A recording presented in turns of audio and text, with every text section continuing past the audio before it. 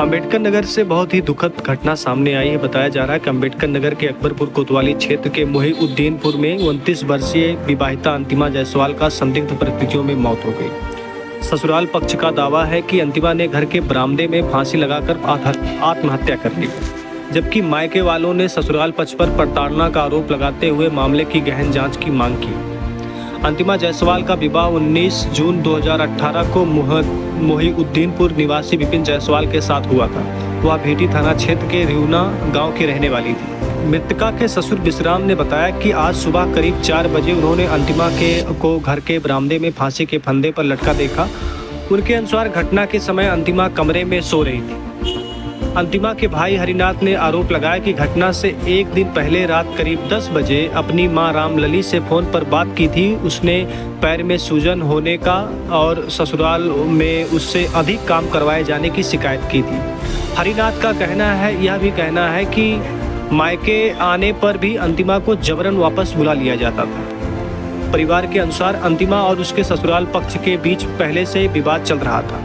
मायके पक्ष ने स्पष्ट रूप से विवाहिता को प्रताड़ित किए जाने का आरोप लगाया है। सूचना मिलने पर पुलिस मौके पर पहुंची, शव को कब्जे में लेकर पोस्टमार्टम के लिए मर्चरी हाउस भेज दिया है। पुलिस ने मामले की जांच शुरू कर दी है। आवश्यक विधिक कार्रवाई की जा रही है। मेरी बहन अंतिमा की शादी विपिन जायसवाल पुत्र विश्राम निवासी मोहिउद्दीनपुर के साथ हुई थी।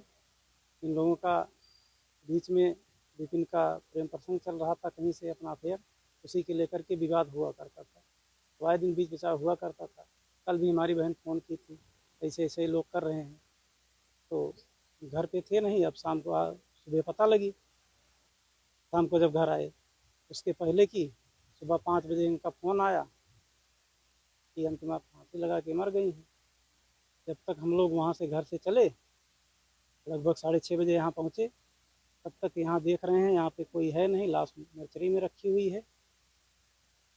हम लोग तहरीर दिए कोतवाली में। कोतवाली वहाँ से आए तो लाश देखा गया। लाश के पूरा एक तरफ पूरा काला पड़ा हुआ है, पेट पे चोट के निशान है, काले है, पीठ पे भी निशान है, मुंह पे खून आया हुआ है, यहाँ पे खरोच का निशान है, जिससे लगता है कि इनकी हत्या हुई है। सवाल ये है कि अगर आज भी हमारे समाज में इस तरह से विचार है कि किसी की बेटी को जब हम अपनी बहू बनाते हैं, फिर उसको काम के ज़रिए या उसके ऊपर मानसिक रूप से दबाव या उसके ऊपर कहा सुनी को लेकर जब हम उसके ऊपर दबाव बनाते हैं, प्रेशराइज करते हैं, प्रताड़ना करते हैं, और इसके बाद जब ये घटना आती तो ये सवाल खड़ा करता है कि आज भी हमारे समाज में कुछ ऐसे लोग हैं जो इस तरीके से विचार रखते हैं, किसी की बेटी को अपने घर में बहू बनाते हैं और फिर उसके बाद ये सारी जो घटनाएं होती हैं। मुझे लगता है कि जहाँ किसी महिला की मृत्यु होती है, सुसाइड होता है, आत्महत्या होती है, तो कम से कम उन विचारों को भी हत्या होनी चाहिए। ये जो विचार समाज में पल रहे हैं, इसको भी ख़त्म होना चाहिए और ये विचार हम ही और आपसे ख़त्म होगा। तो आपसे निवेदन है कि इस तरह से जो घटनाएं हो रही, इस पर विचार करिए, सोचिए